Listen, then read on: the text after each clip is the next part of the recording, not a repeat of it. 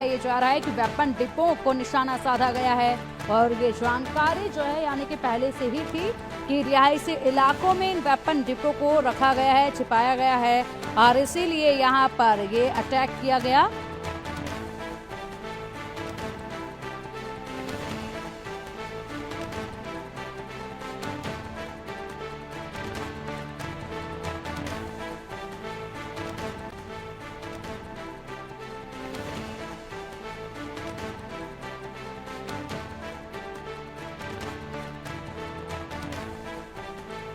तो यूक्रेन पर रूस ने एक बार फिर से प्रचंड प्रहार किया है।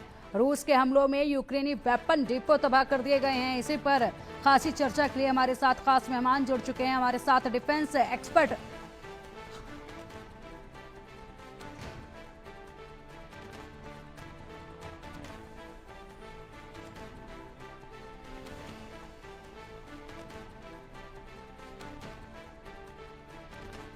तो हमारे साथ खास मेहमान जुड़ चुके हैं। Defence expert retired brigadier Sanjay Khanna ji हमारे साथ हैं। सर, बहुत स्वागत है आपका इंडिया न्यूज पर।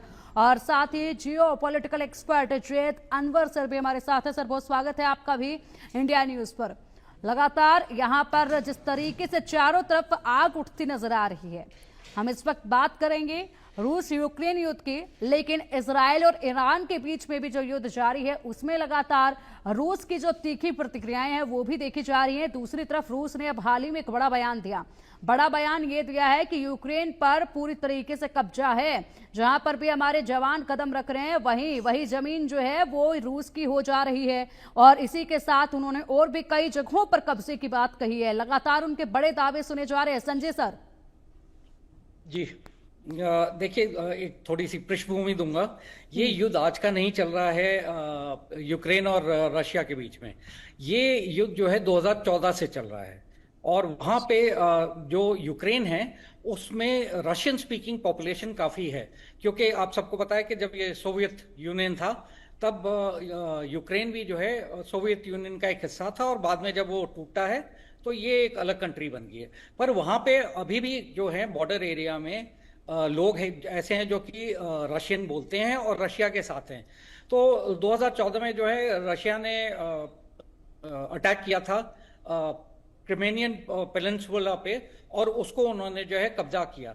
उसके बाद जो है उन्होंने डॉनबास शहर पे आगे बढ़ के कब्जा किया। अब ये दोनों क्षेत्र तो इनके पास आ गए हैं जहां पे इनको रशिया को लगता था कि यूक्रेनियन जो है वो वहां पे कोई जेनोसाइड करेंगे या वहां की पॉपुलेशन को जो है तंग करने की कोशिश या उनको मिटाने की कोशिश करेंगे। इस वजह से ये युद्ध शुरू हुआ था और उसके बाद जो है ये बढ़ता बढ़ता जो है बढ़ता ही जा रहा है और धीरे धीरे रशिया यूक्रेन के एरिया को कब्जा कर रहा है। जैसे अभी आप बता रही थी कि वो रशियंस ये बोलते हैं कि जहां पे भी हमारा पैर पड़ जाए वो इलाका हमारा है। तो इस तरह वो धीरे धीरे बढ़ते जा रहे हैं।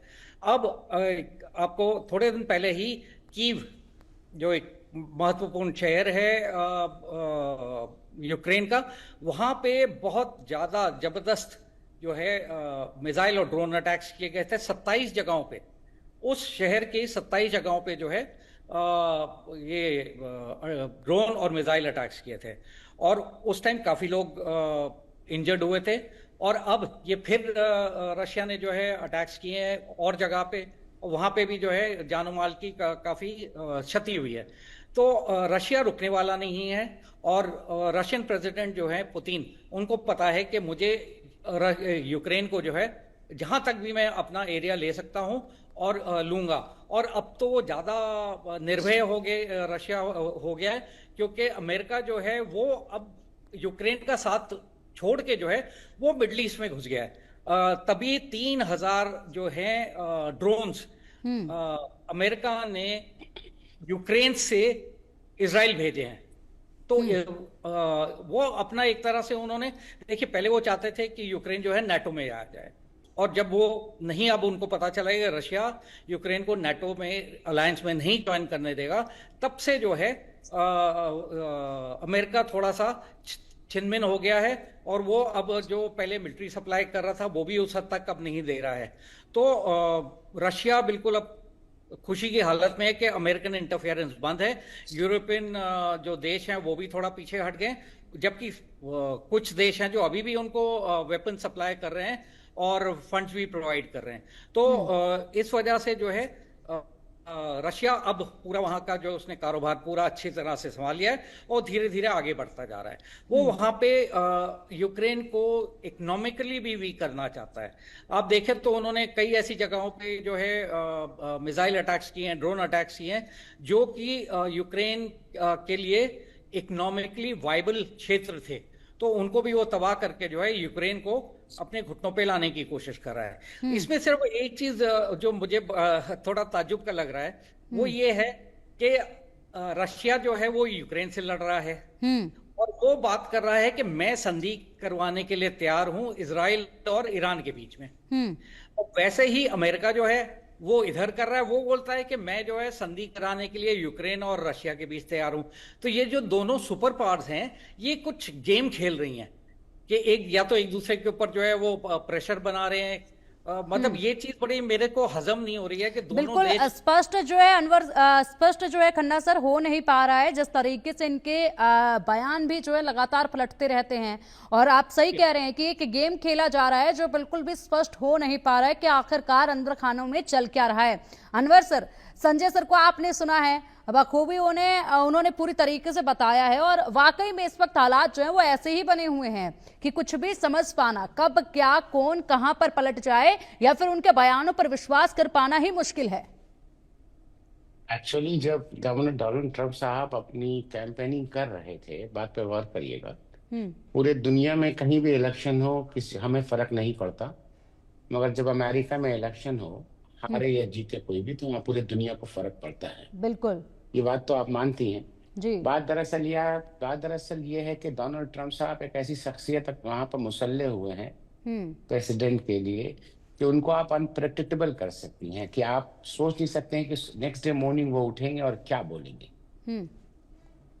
बोलेंगे और दुनिया किस सिम जाएगा। ये एक पहलू रहता है हमेशा, ये आप समझ नहीं पाइएगा अनलेस उनके मुंह से कुछ निकले, और क्या निकले और क्या होएगा पता नहीं।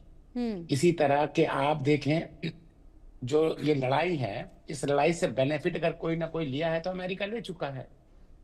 उसने मैंने किसी टीटी साइन कर चुकी है।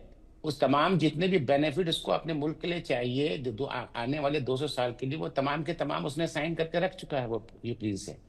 अब आते हैं कि ये जो फितरत है, ये जो अंदाज है, ये अमेरिकन नथिंग न्यू। देखिए नथिंग न्यू है।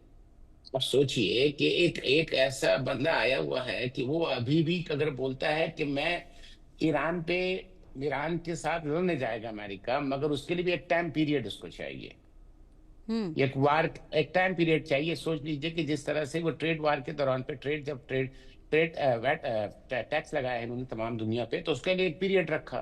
तो ये एक मिजाज क्या है, पूरे दुनिया में इनका एक बात चल रहा है। मगर ओवरऑल यूक्रेन आज भी एक ऐसे पोजीशन पे खड़ा है कि वो लड़ रहा है, मगर इसके पीछे किसने उसको उस्काया था, किसने उसको उसने दूर लेके आए थे।